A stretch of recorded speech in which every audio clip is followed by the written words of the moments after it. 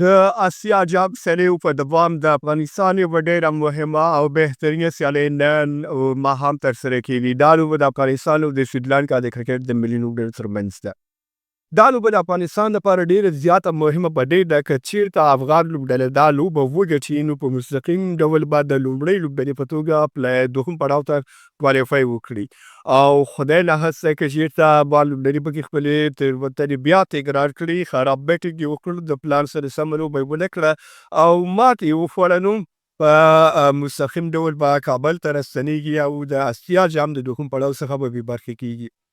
اوس کول څه پکار نیسي افغان لوبډله له دغې لوبې نه ګټه واخلي، دا لوبه وګټي او خپل ځان دوهم پړاو ته ورسوي.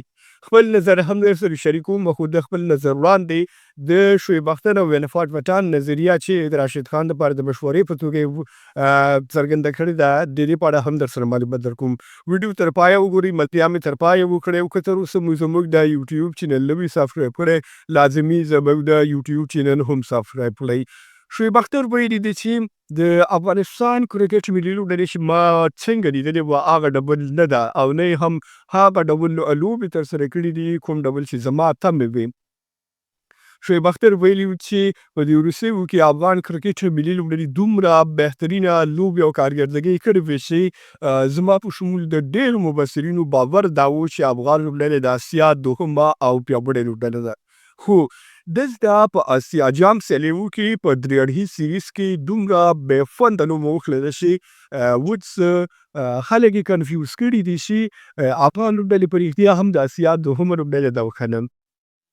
نوموړي د راشد خان لوبډل مشرۍ ته هم ګوته نیولې ده، ویلي دي چې نوموړي یعنې راشد خان هم هغه ډول لوبډل مشري ونه کړله چې په آی پي ایل کې کوم ډول لوبډل مشري کوله او په 2023 کال چې لومړي نړیوال جام سیالیو کې کوم ډول لوبډل مشري وکړه. شعیب اختر ویلي که افغانستان غواړي د سریلانکا خلاف لوبه وکړي، لوبه وګټي او راشد خان خپل لوبډله بریالۍ کړي، نو افغانستان باید د مس بالونو یا د ډاټ بالونو د لوبولو نه ځان وساتي او ټاس ګټل خو د افغانستان لپاره ډېر زیات مهم او ګټور دي. که چېرته افغانستان ټاس وګټي نو تقریبا 50 سلنه میچ هم د دوی د ګټې په طرف روانېږي. شعیب اختر بیا ویلي دي چې افغان لوبډله باید تېروتنو نه لاس واخلي، هغه تېروتنې چې دوی په بیټنګ کې کول یو ډاټ بالونه لوبول، نو دا ډول باید دا تېروتنې په نننۍ سیالۍ کې ترسره نه کړي او که چېرته یې دا تېروتنې او یا له دې نیمایي تېروتنې هم ترسره کړي نو بوډه شي بس افغانستان په بشپړه توګه د اسیا جام د دوهم پړاو نه بې برخې دی او د مخکې تګ چانس نه لري او کولی شي سریلانکا په ډېرې اسانۍ سره افغانستان مات کړي. عرفان پټان بیا ویلي دي چې د افغانستان کرکټ ملي لوبډله ډېره پیاوړې لوبډله ده، خو دلته د شلبریز کرکټ نیمګړتیا یې په توپ وهنه کې ده او په دریو توپ وهونکو توپ وهنه نه کېږي، نه یې هم لوبه پرې د بریا طرف ته روانولی شي. عرفان پټان ویلي دي که چېرته راشد خان او افغانستان دواړه وغواړي د سریلانکا په وړاندې دغه لوبه وګټي نو دوی باید لږ تر لږه یو یا دوه پراپر بیټسمینان په لوبډله کې این کړي. هغه ویلي دي چې د ګلبدین نایب او د کریم جنت پر ځای که چېرته راشد خان په خپل ترکیب کې دوه نور مسلکي او پراپر توپ وهونکي واخلي نو دوی کولی شي د افغانستان د بیټنګ د شته ستونزه ختمه کړي او د سریلانکا په وړاندې ښه توپ وهنه وکړي، منظمه توپ وهنه وکړي او د 160 څخه پورته هدف یا ترلاسه کړي ورکړي او همدارنګه د هغوی هدف چې که تر 150 160 وو په ډېرې اسانۍ ترسره کړي. عرفان پټان ویلي دي چې زیات راونډران په لوبډلې کې د اسوسییټډ لوبډلې هم نه اخلي، یعنې هغه لوبډلې چې په دوهمه درجه کې دي هغوی هم د دریو او دوو څخه زیات راونډران نه لوبوي، چون افغانستان یو ډېره پیاوړې لوبډله ده په شلبریز کرکټ کې د که څه هم په ریټیک کې 10مه لوبډله ده خو د زیات پرفارم له مخې کولی شي خلک دا د 7 بهترینو لوبډلو له منځه وشمېري، نو بیا ولې دومره زیات راونډران په لوبډله کې لوبول کېږي. عرفان پټان راشد خان ته د مشورې په توګه ویلي دي چې په لوبډلې کې باید لږ تر لږه یو یا دوه مسلکي توپوهونکي لازمي په لوبډلې کې واوسي او د ډېرو الراونډرانو د لوبولو نه خودداري وکړه، ځان سره وساته. خو زما مشوره راشد خان ته څه ده؟ لومړی دغه درې الراونډران چې موږ کوم په اتیو سیالیو کې واز مایل نتیجې ورنه کړه، محمد نبي، کریم جنت او همدارنګه ګربدین نایب، دا باید کېنول شي. د کریم جنت پر ځای درویش رسولي او د ګربدین نایب پر ځای اسحاق رحیمي باید په لوبډلې کې واخلي. دا یو خبره. دویمه خبره لا ده چې د ګربز پوزیشن باید چینج شي. ګورئ که تاسو وګورئ هره لوبډله کې چې کله د یو پوزیشن لوبغاړی ونه ځلیږي، نه ثابتېږي، نو هغې دپاره لوبډله او روزونکي په دې فکر وي چې د ده دغه پوزیشن چینج کړي. که کېدولې ناممکن وي نو پوزیشن باید ورسره چینج شي. اوس ګربز په اوپننګ ښه نه ده ځلېدلی. افغان کرکټ بورډ البته روزونکي او همدارنګه راشد خان لوبډلمشر باید نوموړي ته ون ډاون پوزیشن ځانګړی کړي او ابراهیم ځدران دې باید اوپننګ ته راوړي.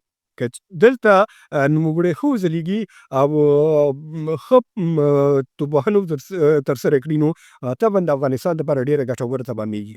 بله خبره د محمد نبي ده. محمد نبي په دې څو کلونو کې په توپوهنه کې نه ده ځلېدلی، هم نه یې هم هغه ډول توپوهنه کړې ده چې کوم ډول توپوهنه د ده د مسلک نه د خلکو تمه ده.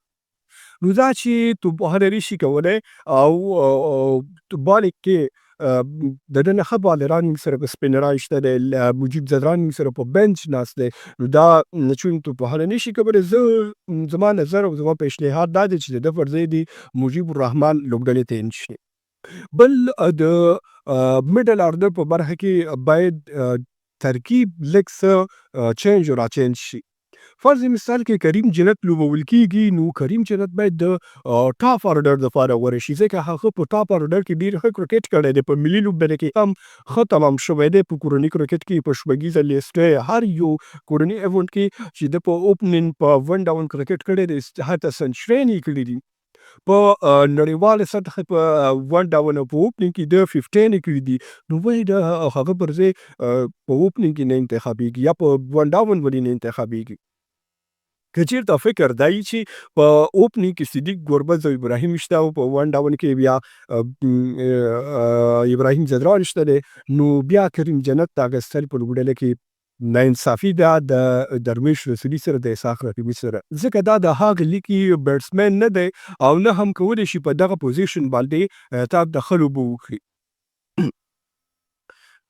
کریم جنت له دریاړهیز سیریز را په دې خوا دا شپږمه لوبه ده او نن به یې اوومه لوبه وي. په دې اوو لوبو کې نوموړي داسې پرفارم ونه کړ چې د خلکو هیله ورسره پوره شي، د خلکو تنده ورسره کړور شي او خلک ترې یو څه ناڅه خوند واخلي. نو زما هیله دا ده چې په ټوډاون کې درویش رسولي او په میډل آرډر کې بیا ورسره د فینیشر په توګه اسحاق رحیمي واخلي. ګورئ په پښتو کې موږ یو متل لرو چې وایي غوښه که وم سوځي له دالو ښه وي. که دغه لوبغاړي هر څومره هم کمزورې توپوهنه وکړي نو بیا هم میسنګ نه کوي، ډاټ بالونه نه لوبوي. همدارنګه د دوی د لوبې بڼه روانه ده او سینګل کوي، ټو کوي، حتی سټرانګ شاټونه هم په خپل ځان کې لري او که شیټ ته فټ کېږي، ښه ثابتېږي، نو ډېر اوږده انیزونه دا دواړه لوبغاړي لوبولی شي. نو کریم جنت او ګلبدین نایب که هم درېږي، دوی خپل نیچرل کرکټ نشي ترسره کولی په دغه پوزیشنونو باندې، نو چې نشي ترسره کولی لازمي او ضرور دا ده چې نوموړي پر ځای باید دوه نور توپوهونکي ولوبول شي. د افغانستان او سریلانکا د کرکټ د ملي لوبډلو ترمنځ لوبه ډېره زیاته مهمه ده. په شلوبیز کرکټ کې د دواړو لوبډلو بیلنس د توپوهنې په برخه کې او د توپچولې په برخه کې ډېر زیات پیاوړی دی. خو خوشبختي دا ده چې د دوی سره له هڅرنګه پرته بل داسې سپینر نشته چې د افغانستان د کرکټ د ملي لوبډلې لپاره سرخوږی تمام شو. امید هغې نه موږ مسینګ کوو. دغه 40 توپونو باندې د 15 شل منډې د هڅرنګه نه واخلي، خو احتیاط دې وکړي، ورسره وکټې دې ورنه کړي او د هغه په وړاندې د مختار ولوبېږي. خو باقي نور څومره توپچوونکي چې دي دا ټول چټک بالران دي، فاست بالینګ کوي او دغه وکټ نه د فاست بالینګ لپاره ده او نه هم د سریلانکا فاست بالران په دغه پیچونو باندې ښه تمام شوي دي. نو ښه پوینټ دا دی چې باید افغان لوبډلې د یو مثبت پلان سره مخ ته ولاړ شي، یو مثبت پلان لوبغاړو ته ورکول شي. هر لوبغاړی خپل مسؤلیت وټاکي او هر لوبغاړی باید خپل مسؤلیت ترسره کړي، د خپل مسؤلیت سره سمه توپوهنه او توپچونه ترسره کړي.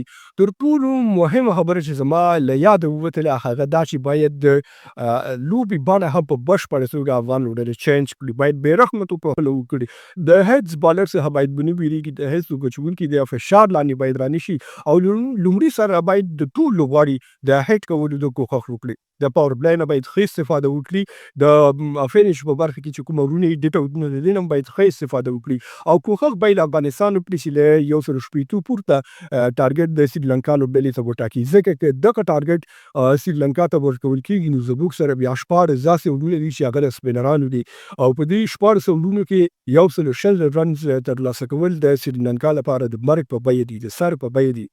باقي 50 ملټي بیانو د یو فاست بالر څخه د فضلحق او د عصمت الله مرزي نه ترلاسه کول دا په خوب کې هم ناممکنه ده. نو په دې هیله چې افغان لوبډلې ټاس وګټي، ښه بیټینګ انتخاب کړي او توپوهونکي له 160 منټو څخه زیات ټارګټ وټاکي. که چېرته افغان لوبډله که دغه پوینټونو کې مخ ته ولاړه او کامیابه شو نو له شک پرته افغانستان دغه لوبه ګټلی شي. خوږو ملګرو ستاسې د دې لوبې په اړه پیشنهاد او تبصره څه ده په کمنټ کې راته ولیکئ. زموږ دا ویډیو له خپلو نورو ملګرو سره شریکه کړئ. تر بیا ښې چارې ویلامول شه.